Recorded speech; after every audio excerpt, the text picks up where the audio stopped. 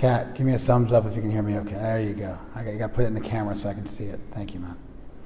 Okay. I had some stuff I was thinking about as I came in. Do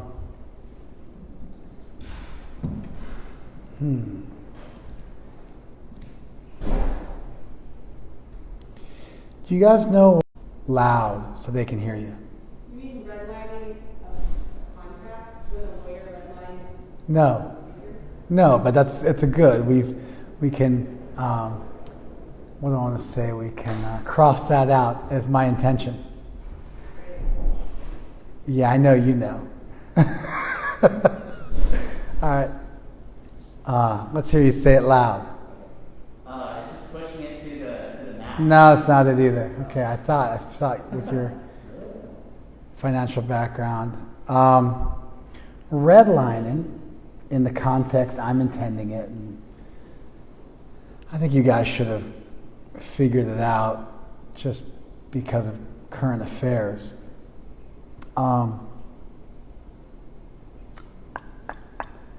Franklin Delano Roosevelt, the former U.S. president, to get us out of the Great Depression, he came up with something called the New Deal in the early 30s. You guys are familiar with the Great American Depression? My family lived through the Great Depression. My grandfather fought for money. He was a prize fighter in the Great Depression. That's how he put food on the table. And things got tough. Like when I would go to visit my relatives, this would have been in the 70s and 80s when I was a wee lad. I'd go and visit my relatives, and my great-grandmother, who spoke no English, despite living in the country for 50 years at that point, not a lick of English. She was a Slav, and so she came over. She's Serbian. She came over. Kind of like World War I, in the aftermath of World War I, she came over. She used to eat, like my family would cook meat, that was our culture growing up. So there'd be like a roast, which is a section of an animal, a section of a cow. And she would eat the grizzle, which is like leftover fat. Do you follow? I mean, if you're from Mexico, you understand what I'm talking about. But I don't know if the rest of you do. Do you know what I'm talking about? So you cook a roast, and then there'd be this grizzle left on the side of the plate. And nobody eats that. It's not considered to be, the whole thing is not edible. The whole thing is not meant for human consumption. But within people who eat things not meant for human consumption, that portion of people don't eat it in this country. It's considered to be grotesque, and it's meant to be discarded. But my grandma would, like my great-grandma, my baba, she would chomp away at it. And it grossed me out. Like I didn't want to eat at the table with her. It grossed me out. Even when I was eating meat 30 plus years ago as a kid, it would gross me out. And so I asked my grandma, like, what's why are you letting, was she demented or something? Like, why is she eating the grizzle? And my grandma said, well, we lived through the Great Depression, and there was nothing to eat. And so she used to eat fat sandwiches, large sandwiches. Like that's what we had to eat to grow up. And so even though it's been over for 50 years, she doesn't ever leave anything on the plate or the tray. And so because she knows we won't eat that, she eats it because she can't bear to see food go to waste because there was so much famine at home and then in the U.S. during the Great Depression. Heavy, right? Yay or nay?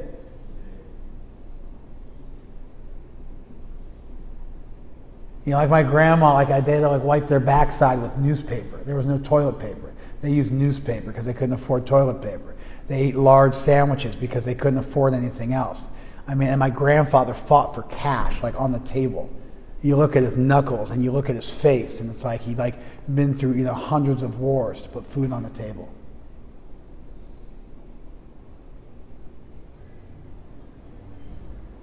It was heavy. It was heavy. People were dying of starvation. There were some crazy droughts that went on during that time too. Like weird. It was like people thought it was the end of the world. They thought the biblical apocalypse was upon us because everything went to hell and then it stopped raining. And huge portions of the Midwestern U.S. became desolate, the breadbasket of America, and crops wouldn't grow, and there was massive crop failures, and people were dying of starvation. Stuff doesn't happen in the U.S. anymore. It does happen in other parts of the world. 10 million people are on the brink of starvation in Yemen today. I don't know if you guys are familiar with this, but there's a massive humanitarian crisis going on in Yemen right now. There's a civil war that broke out, but then there's also, they shut down the ports, and so they can't get any food in, and people are freaking out. 400,000 kids about to die of starvation, 10 million people about to go in famine mode. And then massive cholera broke out.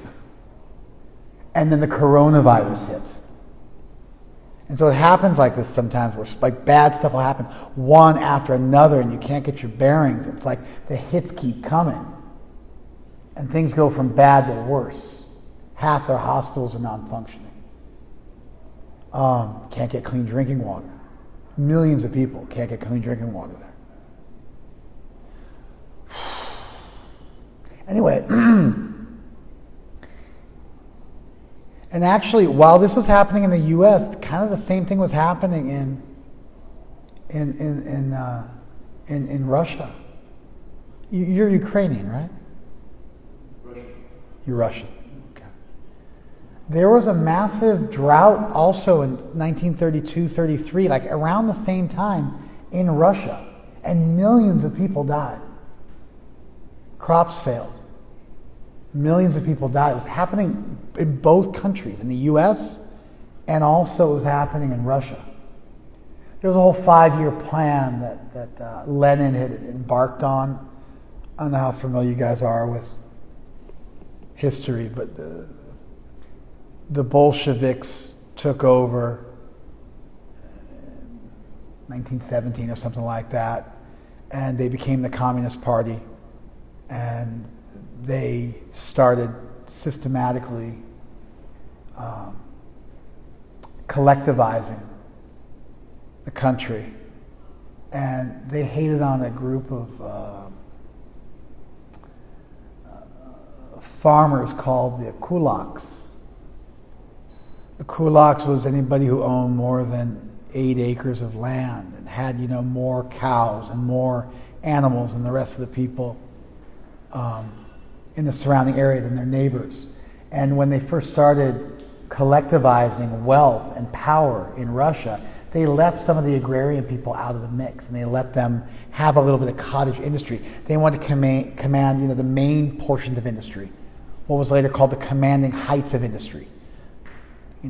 Copper, steel, and oil, and things like that, but they left some of the agrarian stuff up to the local people, and some of the people were good farmers, and they became more wealthy compared to their neighbors. And at a certain point, Lenin decided he didn't like the kulaks, and he ordered them to be wiped out as a class, because within the peasants, they were kind of like high-class peasants, because they had more than the lower-class peasants. And Lenin got upset at them for some political reasons, and he ordered them to be wiped out, and millions of them were killed. But they were the farmers. And so then tons of crops failed, and then millions more people died. And you're looking at like 10 million people who died from this. I mean, it's not small. It's the genocide of the Jews and all the others of World War II, happened in the 30s in Russia. Mao blew it also in his Great Leap Forward in the 60s, and 20 million Chinese people died. This whole crop thing, and like when people want to go communist and collectivize, and they take it out of the hands of the people who've managed that cottage industry for centuries. I mean, when you go in the Himalayas, you're watching that steppe farming going on. When we're deep in the mountains, you see the steppe farming. The best basmati rice in the world grows up in the Himalayas. It's like this long. It's ridiculous. It's unbelievable. And it's because it doesn't sit. Rice normally sits in water. You flood the fields, and then the rice soaks up the water, but it makes the grain a little shorter and fatter. But if you have continuously running water going across it, then that doesn't happen. In the Himalayas, with the steppe farming, you get the water coming, and it cascades down and hits each of the steps, and there's always running water going across the grains, and they grow very long, and there's a very aromatic flavor. Most of that rice is shipped out to the Middle East. You can get it if you know where to shop, but even in India, it's practically unavailable. But you can get these grains of basmati rice, they're like that long. And it's unbelievable. It's almost like looking at vermicelli noodles or something like that. These people have an ancient technology. You look at those steppe farms, they're thousands of years old. You look at the walls, some of those walls are 500 to 1,000 years old. They're made out of stones. There's nothing else keeping them together. There's no cement. You see it, entire mountainsides. It's stuff that takes hundreds of years to do. You can't just throw somebody else in there and they make it work. There's something about like having a feel for the soil and being of the soil and understanding soil and how it works. Anyway, so FDR came up with the New Deal, which was designed to pull us out and give us safety net for people. They came up with Social Security, which essentially is security for old people. Social Security is for old people. You invest in it when you're young, you get compounding interest on it, and then when you're old and you can't work anymore, the government pays you back that money that they've safeguarded for you, and then you're able to live at the end of your life without falling into poverty and debt and dying a premature death.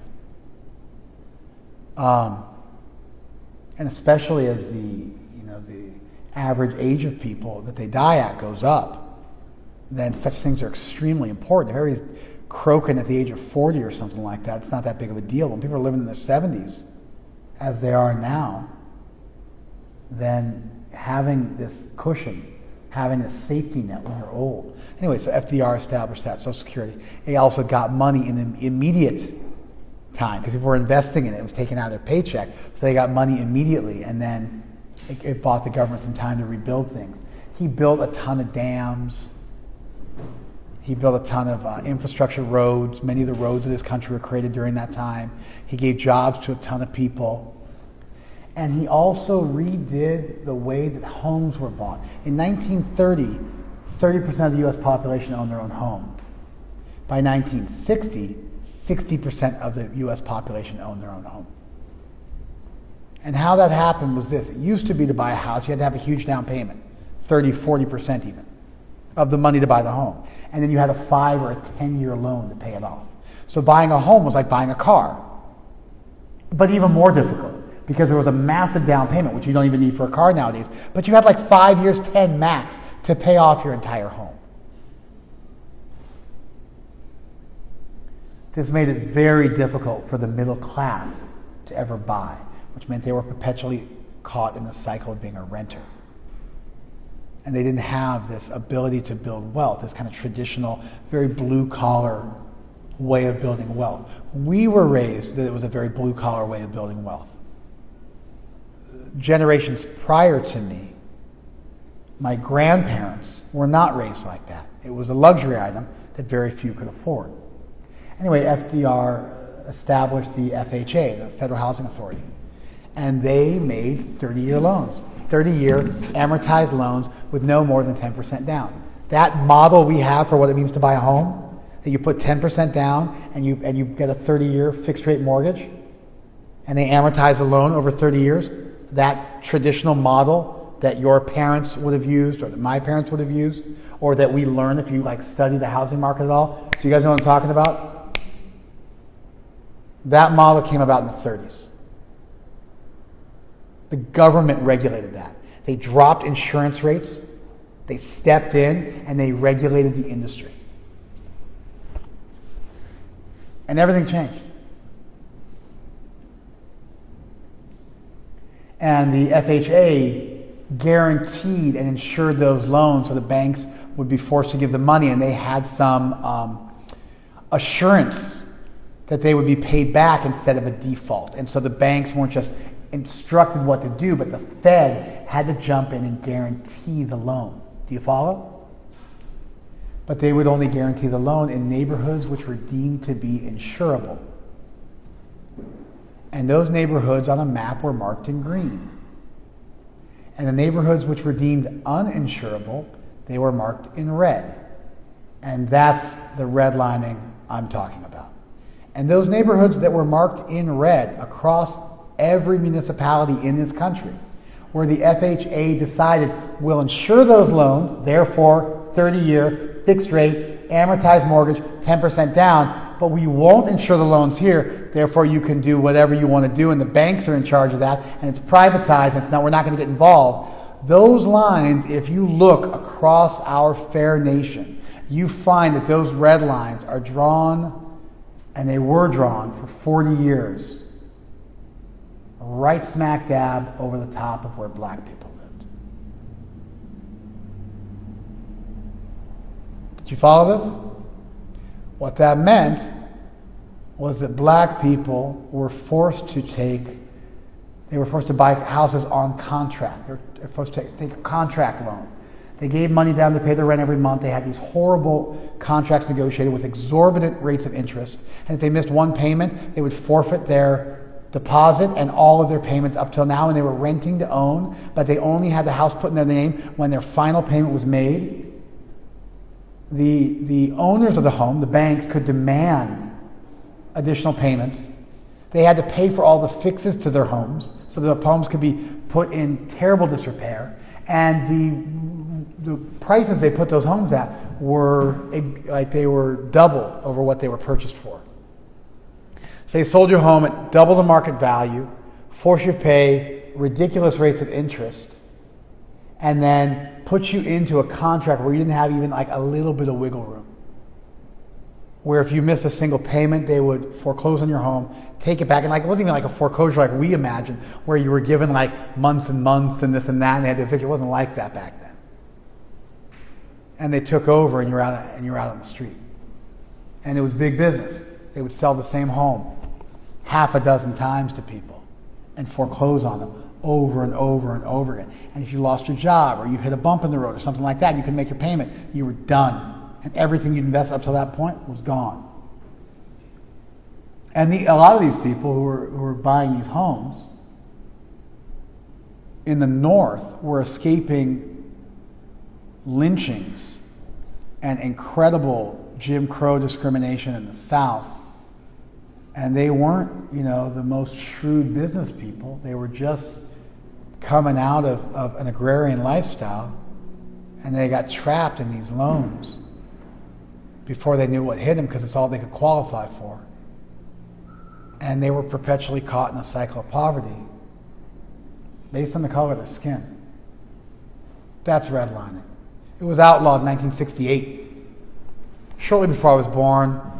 It still goes on to this day, but it has to be real DL. People get arrested for it and sent to jail for it. But it was definitely still around in the 70s. It took a couple of decades to kind of, bleed it out of people's systems. But up until 68, it was legal. People had to freak out, and it was part of the civil rights movement, actually, is what happened. Just after a lot of the civil rights movement, they realized the just inherent inhumanity of this, and they switched it up. That's redlining.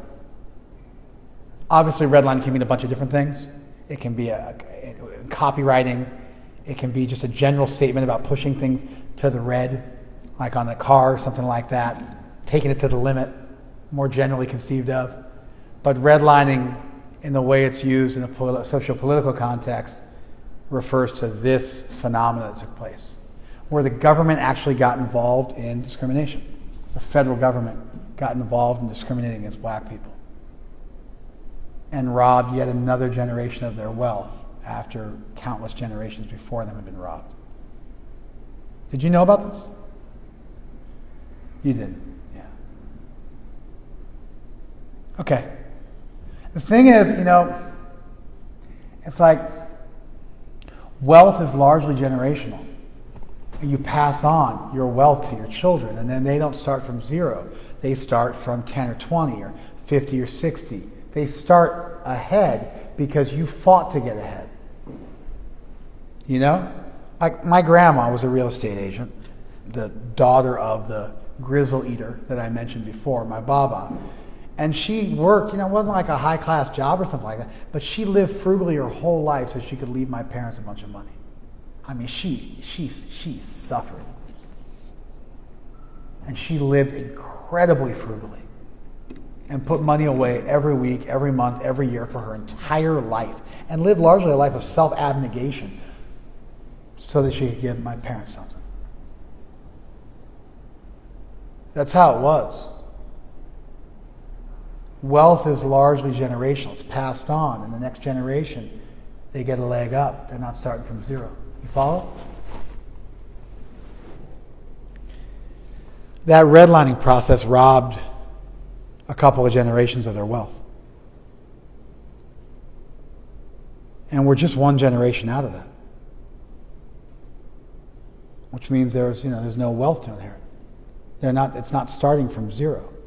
They're starting from zero. They're not starting ahead. There's no building. There's no critical mass which their parents put together for them. And so this kind of, this New Deal was not a deal for the black folks. In fact, a bunch of people made their money by exploiting the black community. So you've got like slavery, and then you've got our penal system, which made an exception. You could force labor if the people were in jail. So you put people in jail, put a bunch of black people in jail, make them labor for you. Then you got the Jim Crow laws, which create that sharecropping situation. I don't want to get into the whole sharecropping thing, but it's a whole other form of indentured servitude it's largely been outlawed now, but it created a monopoly where. Anyway, it would be too much to get into it right now. And then people escaped the sharecropping, and then they got caught in this. And it was like generation after generation. We found out a way to force black people to toil and enrich others while not being able to build any forward momentum themselves. Did you guys follow this? I was listening to a black man in Chicago. And he was saying, I just feel like such a fool. He's in his 90s now. He's like, I feel like such a fool. I escaped the sharecropping in the South. He was from Mississippi. And I moved up to the North to make a way for myself and my family. And I got ripped off yet again. And I'm embarrassed that I got caught in an on-contract loan. I feel like a fool because I got ripped off twice. And so I don't even like to talk about it because it's so humiliating for me as a man that I got like swindled yet again. You follow?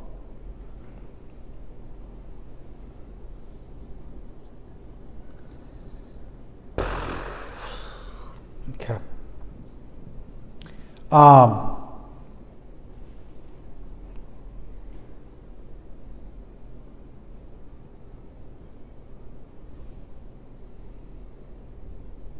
I read an interesting argument a while back.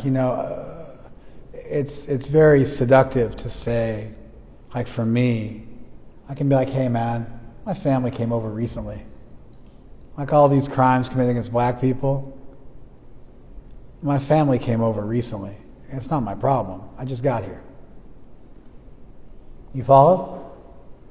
On the surface, prima facie, that seems like a reasonable argument. Thing is, although my family came over recently, I derived tremendous benefit from being a citizen of the United States of America. I didn't fight for that. I didn't fight for the freedom of speech I enjoy. I didn't fight for the social net I enjoy. That was just largely given to me because people prior to me had set the whole country up hundreds of years before. So I landed here, we got citizenship, and all of a sudden I got all these great rights, and I'm born into a pretty good social contract. You guys familiar with social contract theory?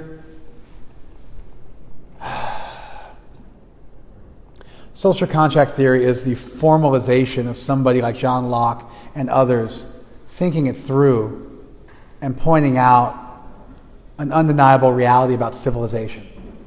When you are born into a given civilization, you don't ask for it, but you get certain rights.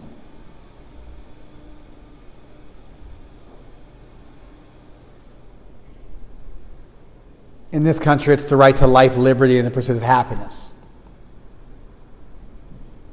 The right to bear arms, freedom of speech. These are rights that we get just by being born here. We don't have to fight for them. We don't have to apply for them. They just come automatically. And there's a certain way we pay for those rights. We have to follow laws. We don't get to choose our laws. Laws against murder and all sorts of things, those are chosen for us. We don't get to say, I don't agree to that law. Sorry, you're born in this country. You get these rights without asking. You get streets to drive on. You get stop signs. You get medical facilities. People complain all they want about our terrible medical system and how it's broken. Hey man, go to a third world country. Go to India. I've gotten jacked up in India in the middle of nowhere, and there was nothing. I've gotten injured in the middle of nowhere in India. There was like nothing. Like there's no hospitals. There's no nothing.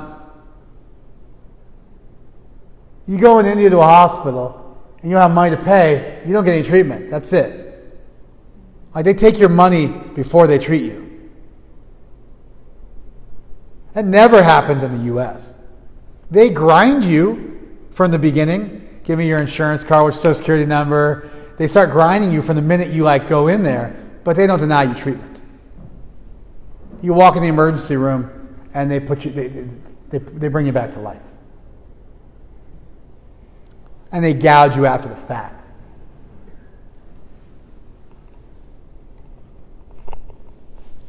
We can complain about our healthcare system all we want, and it's like maybe compared to Western Europe or Australia, we're just a joke. But you go down to South America, you go down to Latin America, and you go most other places in the world, and you pay to play.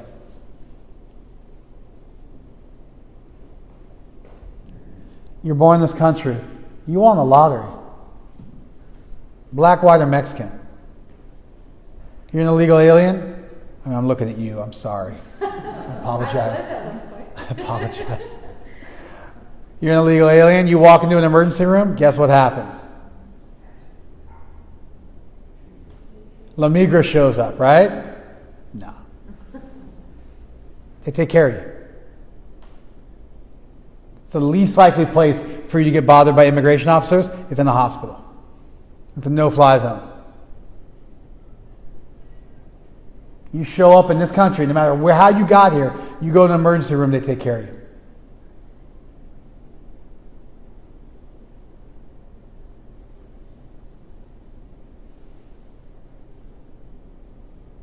I know there's some reading about, but I also know because I've done it. I've taken people who are illegal in this country, illegal aliens in this country, to the emergency room and watched their magic at work. I've been broke and gone to the emergency room and had them work magic on me.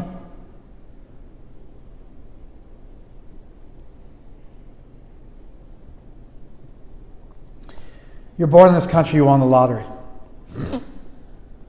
Compared to most of the rest of the world. We get all these things given to us automatically just by taking birth here or just by showing up here, just by getting here. However you got here. Hop the fence, whatever, it doesn't make a difference. If you're here, we take care of you. Roads. A police force. The police force here, might do some bad stuff occasionally. 28 unarmed people were killed in 2019. 28 unarmed people were killed in 2019. 28 people were killed last week in Chicago. Last weekend. On the streets. You go to other countries, man, it's like, it's no joke. The cops are complicit. I mean, they're doing some bad stuff. I mean, they had to federalize multiple times the Mexican police force. Finally, the National Guard now serves as the police because they can't work with the hundreds of thousands of police officers in Mexico, 350,000 police officers. They can't even begin to touch it. There's so much bribery. Everyone wants their mordida. Every cop in Mexico wants his bite. The whole place is corrupt. It's so systemic. In India, you regularly bribe the police. It's just common. It's normal. It's normative. I bribe police officers in India and in Mexico. I've never even asked to do that in this country.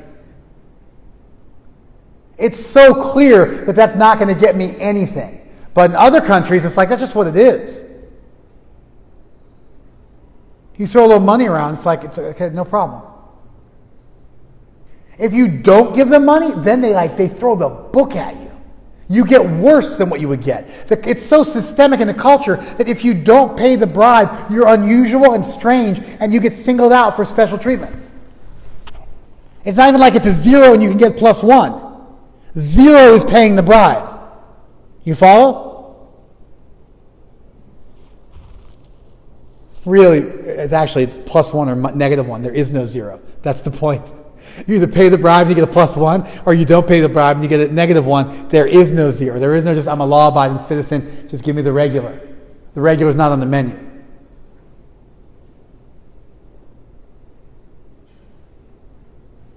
Anyway, you're born in this country, you get tremendous benefits just by being born in this country. If you don't think that's the case, you just haven't traveled.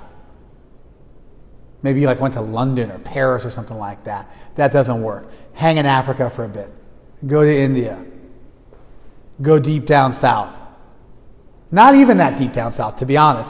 Baja California's got one of the worst crime rates in all of Mexico. It's a border state. All the bad stuff goes through there, so it's also incredibly dangerous. Social contract theory is you get a bunch of stuff just by being born here, just by showing up here. But then you got to pay for it. We tax you. We tell you these are the rules, and you don't get to choose the rules you want to follow and the rules you don't want to follow. You can say, I don't want to pay for that tax. I don't want to pay for this tax. It doesn't work like that. That's social contract. There's an automatic contract that you sign simply by being in that country.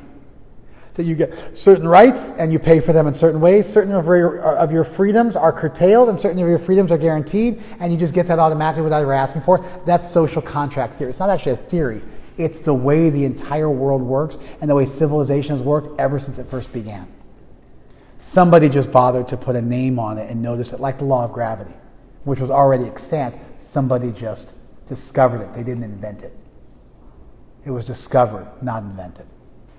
You guys understand?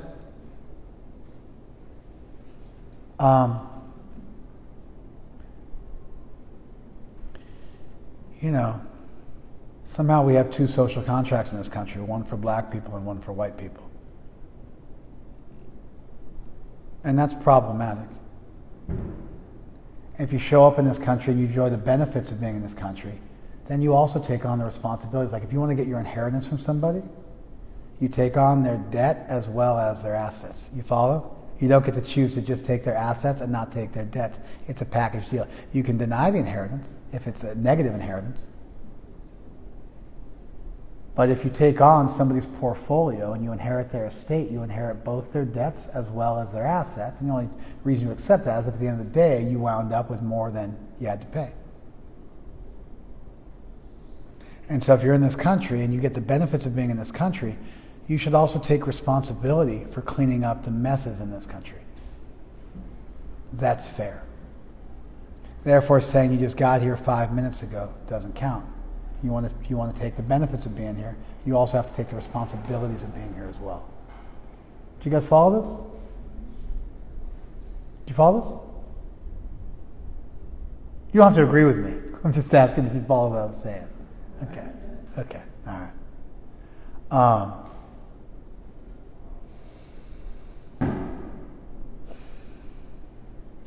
So essentially I'm making the point that to say I just got here, you know how you guys like to say that? Not my country, I just got here? Doesn't work like that. I'm not going to say that anymore. Huh? I'm not going to say that anymore. You don't get to say that. You get it? It's not fair because you take all the benefit and therefore you take the responsibility as well. Otherwise you're a hypocrite and you're being selective.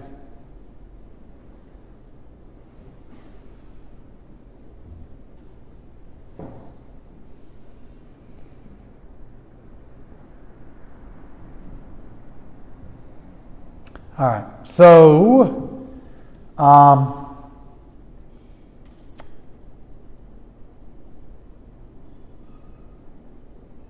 that said, have you guys ever seen the privilege walk? You have, you just don't know it as a privilege walk. They line a bunch of kids up, mixed races, and they say, take 2 steps forward if you've never feared for your life when encountering the police. Take 2 steps forward if your family never lived on food stamps. Take 2 steps forward if you never had to,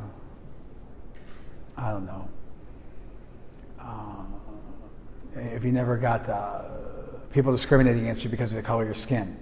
And then by the time they're finished with the privilege walk, all the white kids in polo shirts are 10 steps ahead of everybody else, and it's a 15-step race.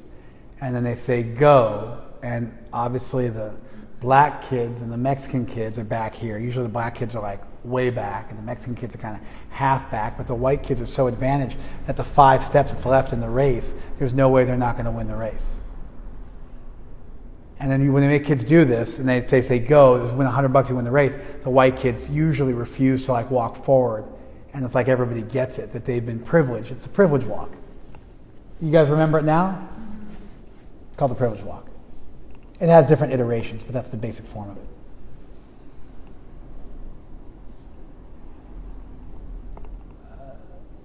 I don't like the privilege walk experiment.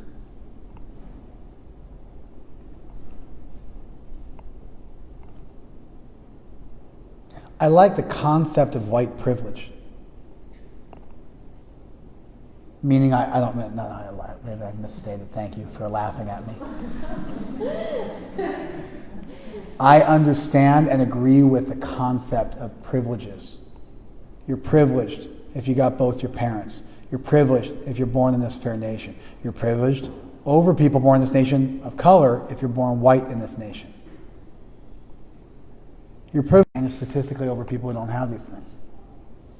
So I think that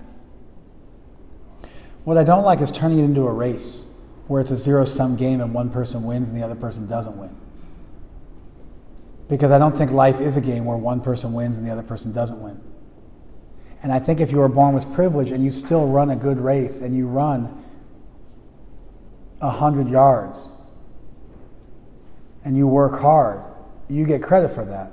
Somebody else might be starting behind you and they might work hard, and they also get credit for running forward. And if you don't judge it as a zero-sum game where there's one winner and one loser, which actually isn't how life works, then you get credit for working hard. Even if you started, you can still work harder than everybody else. It's not that if you're white, you're not allowed to work hard, and anything you do doesn't count because you're forever tarnished by your white skin, and the best thing you do is live a life filled with guilt and handicap yourself. That's what happens when they do the race. The white people all handicapped, they refuse to walk. So it's like that's what you're supposed to do. And there's a cancel culture, and if you don't do it right on social media and demonstrate enough guilt and shame on a regular basis on Instagram, then people will stalk and hunt you. Usually other white people. And they'll build up their credentials by showing that they're like more woke than you are. And like somehow the world's turned into that. I don't agree with that. I agree with the concept of white privilege and that it carries with it responsibility to help other people less fortunate than yourselves and to flatten the curve and to pull people along with you. Now you can say, whoa, who do you think you can pull anybody along and steward anybody?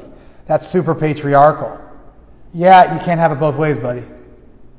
You want to talk about my privilege, then that gives me a responsibility to help you out. You want to then say, I can't admit I'm helping you out, then stop talking about my privilege. You can't have it both ways. Do you follow? Did you follow the argument I just made? I'm getting kind of edgy now, but I've warmed up, and here's where we're going. If you want to talk about white privilege, I'm not going to interpret that to mean I should handicap myself. That's ridiculous. I will, however, take responsibility for helping those less fortunate than myself. I won't pretend like I didn't work or try, or that I'm fundamentally less than somebody. I mean, yeah, my good genes.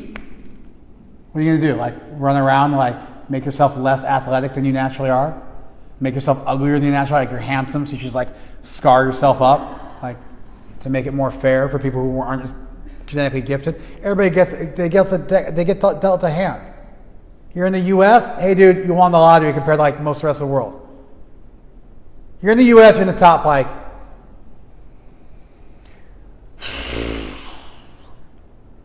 15%. Automatically.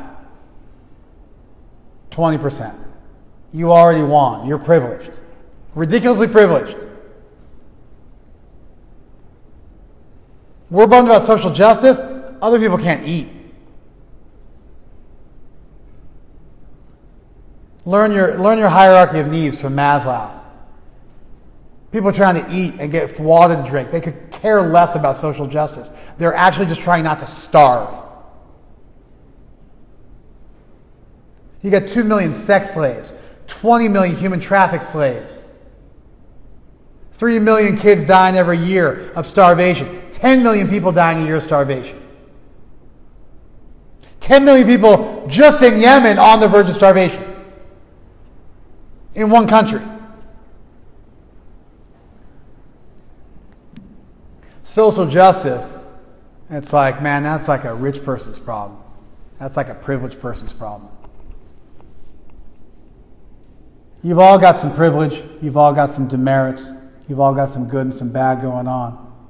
You come in this country, you want to take benefits of our social contract that you get from coming to this country, take the responsibility of uplifting other people. Don't make it into a negative morality where you got to feel bad about your privilege. Make it into a positive morality where you're encouraged to take responsibility and pull people up. If that sounds patriarchal, tough luck. If you want to talk about responsibilities for people of privilege, it carries with it some sense of stewardship, some sense of giving people a leg up, some sense of affirmative action to help people out. I don't believe in a negative morality where somehow or other you show your wokeness by feeling guilty online, as if that like has some kind of incredible depth to it, and then hate on people who don't like haven't learned this week's language.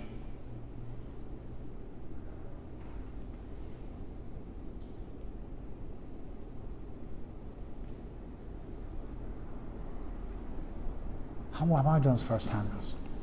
You still have some minutes. It's just like I haven't even started yet. I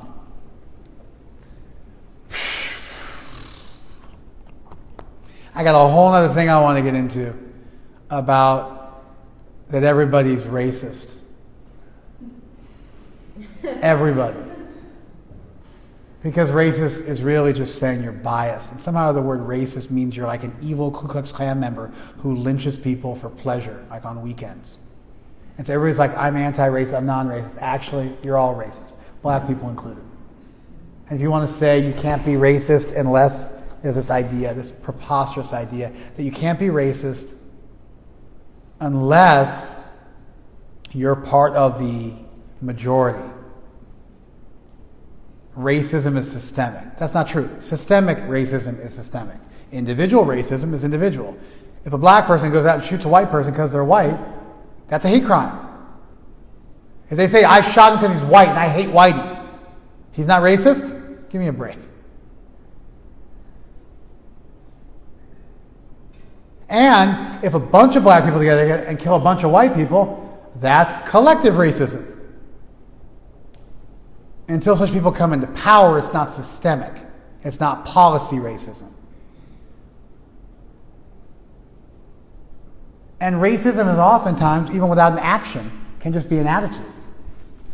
A lot of times we talk about people being racist just because of their attitude. And so certainly that can be done on an individual basis.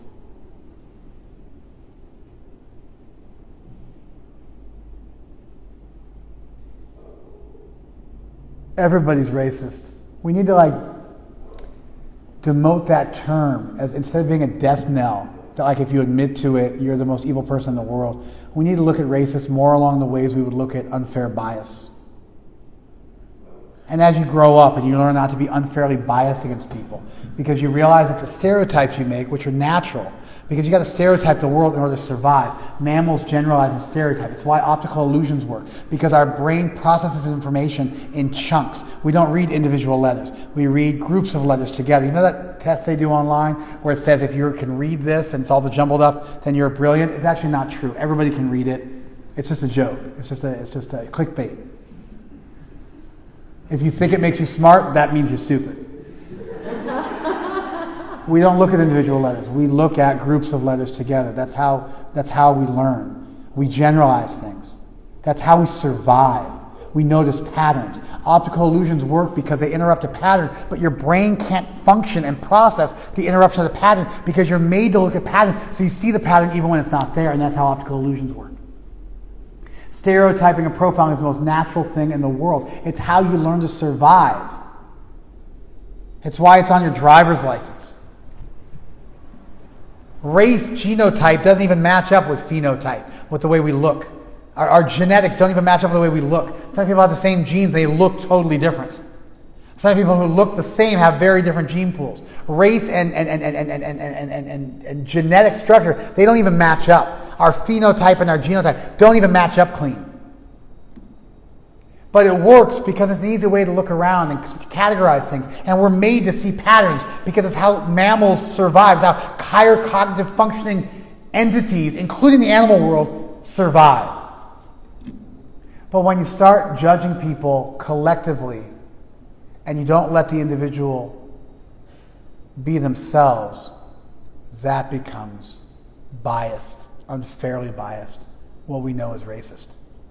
Remember the kulaks, the good farmers? They weren't necessarily bad people, but they got called bad people. They got all lumped together because they were good farmers and they were able to, in the cottage industry, do a little better. They were still peasants, but they were a little better off. They got killed, and then 10 million people died from the starvation. Millions of them died, and then millions more died because they weren't producing grains, and there was this artificial drought. This artificial famine that happened in Russia because people couldn't farm properly because they killed all the really good farmers.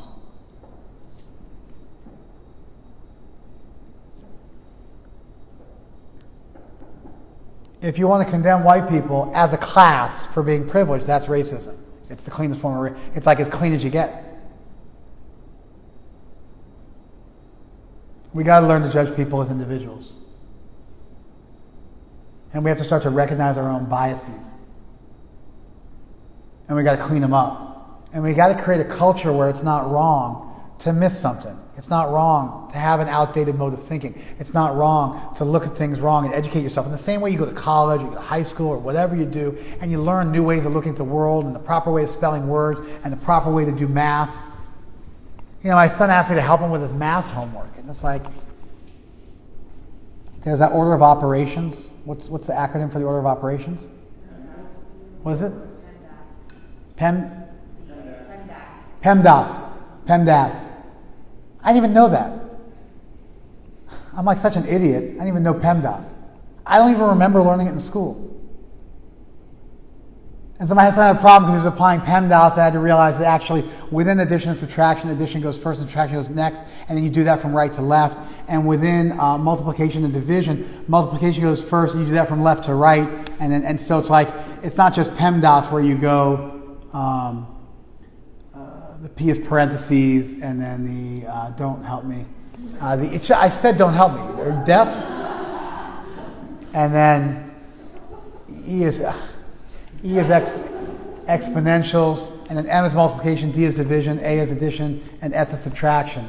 And so you go through that order, but you don't go through that order just naturally. You go through that order left to right and right to left, and it's not all done one after another, but subtraction and addition, subtraction could come first if it was more to the right and you're moving to the left. All of you guys know this because you have half a brain. I don't. I'm an ignorant fool, and so I don't even know this. We all have things we don't know. We should look at our biases in the same way. And we should grow up and not have it be a bad thing.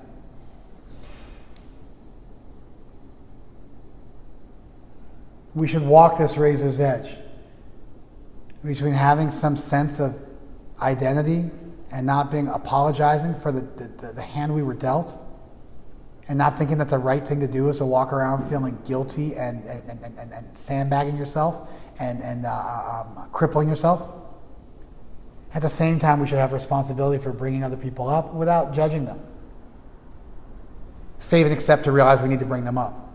We should understand that noticing patterns is the most normal thing in the world, and generalizing, and everybody in that sense is racist. And we should just grow and grow up and learn not to judge a whole group of people by the actions of some or even most of them, but to judge people individually.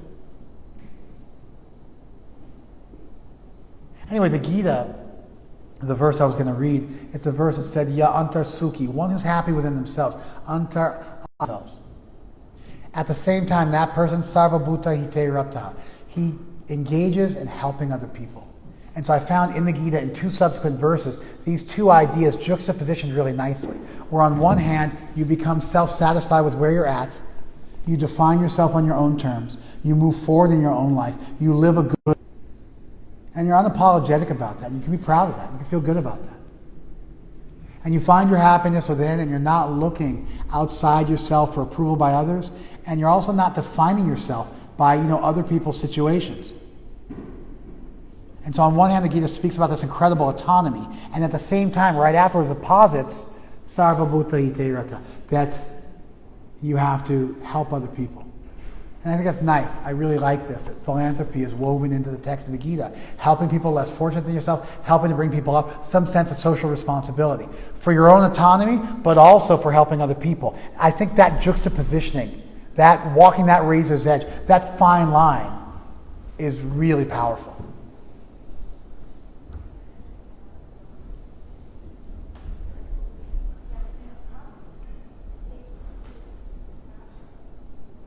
Does that make sense? I'll say it one more time. We need to have some autonomy spiritually. We need to find self-realization.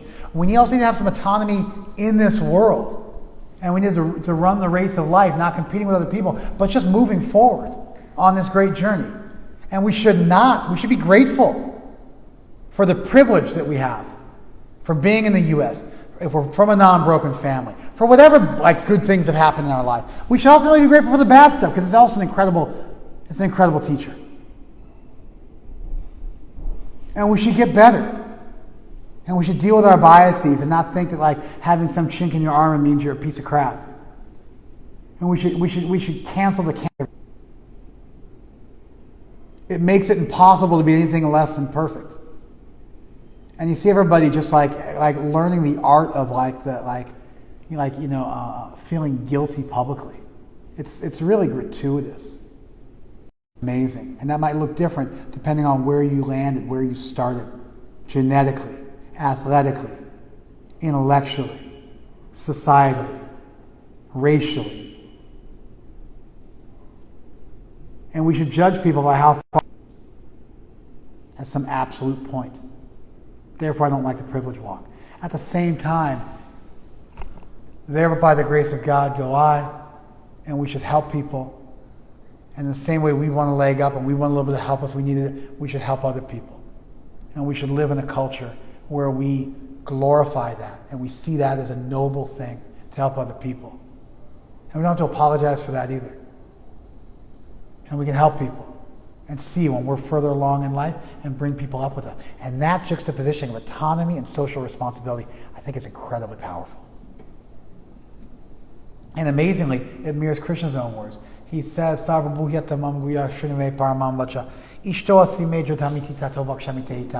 telling you this to uplift you because I love you. And so this idea that we have a responsibility, sarvabhuta hite, means to help other people.